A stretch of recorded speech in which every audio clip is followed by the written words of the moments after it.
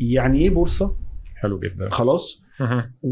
وازاي وايه اللي بيكونكت او بيتصل بين البورصه والاقتصاد. عندنا وقت 3 دقايق. حلو. عشان اقول لك لو قصه من اولها البورصه بدات ازاي الناس هتفهمها قوي. حلو قوي، يلا بينا. بس دي قصه انا بدرسها، كنت في الجامعه وما زلت يعني الطلبه كده بيقولوا لي الستوري دي بالراحه كده. القرن ال17 اوله يعني 1600 يمكن و5 1606. طبعا في ناس هتقول لي انت يا عم ايه رجعتنا بالراحه نهدى مع بعض. بلد اسمها هولندا، الناس كلها تعرفها طبعا، فان دايك وما اعرفش ايه والناس دي الظريفه دي. هولندا كان فيها مراكب دي بتروح لغايه اسيا، ما يسمى دلوقتي اندونيسيا. يروحوا يجيبوا سبايسز ملح وفلفل وليمون وما اعرفش ايه الكلام ده، ويرجعوا كل القصه دي من راس الرجاء الصالح. طبعا ما كانش في قناه السويس وقتها. يبيعوه فين؟ في هولندا. حلو. فكانوا بيكسبوا كتير قوي. تمام. at one point of time التجاره دي زادت قوي، فالمراكب اللي هناك كانت مملوكه من تجار، من برايفت سيكتور، من ناس في القطاع الخاص. فالتجار دول عاوزين يبنوا مراكب تانية، معهمش فلوس. هنا بقى الكابيتال ماركت والستوك ماركت، معهمش فلوس. هولندا اخترعت لاول مره في العالم ما يسمى بالاكتتاب الشعبي. الملك هولندا وقتها دعا الشعب الهولندي، وناس كتير هتفتكر قناه السويس دلوقتي، دعا الشعب الهولندي للاكتتاب. يعني ايه اكتتاب؟ يا شعب يا هولندي، كل واحد هيدفع مثلا، كان ساعتها الجلدر مش اليورو، هيدفع 1 جلدر وياخد ورقه تقول انه يمتلك 1% من الشركه دي هتعمل ايه؟ هتبني سفن زياده علشان تلف من راس الرجاء صح تروح اندونيسيا تجيب هنكسب فيها. طبعا التجاره مربحه جدا. اول مره في تاريخ البشريه، يعني من ساعه ما ربنا خلق ادم وحواء الى 1600 وشويه، تم حاجه اسمها ايه؟ ان في ورقه بتقول ان المهندس احمد عنده ملكيه في شركه السفن. حلو. اخترعنا ما يسمى ايه؟ بورقه ماليه اللي هي الستوك، السهم. يعني كلمه سهم يعني مساهمه، صح؟ بساهم في حاجه يعني. بورصه بقى، هاجي لك للبورصه. طب دلوقتي انا هاني عايش في القرن ال 1600 ده ودفعت جلدر، صح؟ المركب عقبال ما تروح وتيجي مين يعيش بقى، صح؟ انا المفروض يعني اخد ارباح.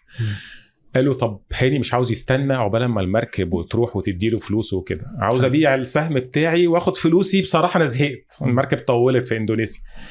راحوا مخلين ما يسمى بالميرشنت هاوس، بيت التجار. ده مبنى فعلا موجود كان في هولندا. قالوا ايه؟ هاني جاره المهندس احمد ما دفعش الجلدر. هاني خد مهندس احمد في ايدك، روحوا للميرشنت هاوس، السجل اللي مكتوب فيه اسم هاني في الاسهم اشطبه واكتب مكانه مين؟ المهندس احمد. مهندس احمد هيدفع لك جلدر بتاعك وهيبقى هو المشارك في الشركه. ده اول مره في تاريخ البشريه يبقى فيه ما يسمى بالبورصه. بدل الستوك ماركت، البورصه بقى دي ايه؟ سوق نقل ملكيات الاسهم. تخيل في الاول كان دفتر، هاني ما بقاش شريك، مهندس احمد بقى شريك. ده بقى البورصه بقت نقل ملكيات. اوفر تايم تطور الموضوع ده. فاول مره الاختراع بتاع الاكتتاب العام، تاني اختراع هو البورصه دي، البورصه نقل ملكيات. اوفر تايم تطورت الى ان البورصه ما بقتش خلاص ورقيه والكترونيك زي ما احنا في العصر الحديث، الا ما بقت على اب. This is the stock market، سوق نقل ملكيات. حلو. طب السؤال قبل ما نخش في الانفستمنت واعملها ازاي، هو ليه اصلا الشركه تخش البورصه؟ تحفه. ليه الشركه بتاعت هولندا اسمها على فكره ايست انديا، لا سوري، داتش حاجه ثانيه، داتش ايست ايجيا كومباني، حاجه زي كده. ليه الشركه دي راحت تطرح السنه الاسهم؟ نفس السبب اللي الشركه دخلت بيه البورصه. ما الشركه دي مره واحده كانت تجار، ليه طرحت الاسهم؟ عشان تجيب ايه؟ جلدر. ليه الشركه بتخش البورصه؟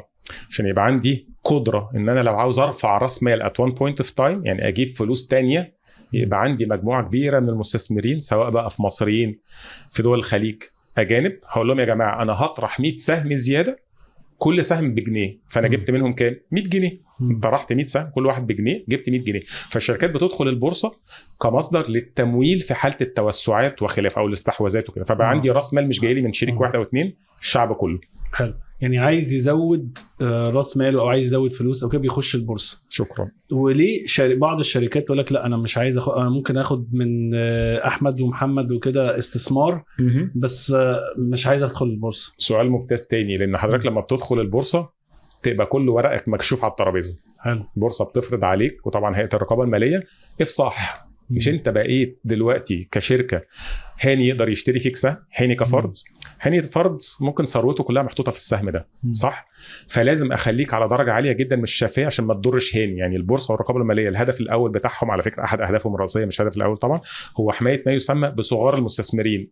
هاني اللي حاطط 5000، مهندس احمد اللي حاطط 10، فهطلب من الشركه يا شركه طلعي اكبر قدر من البيانات عشان هاني اللي حاطط كل شقه عمره ما يتضرش.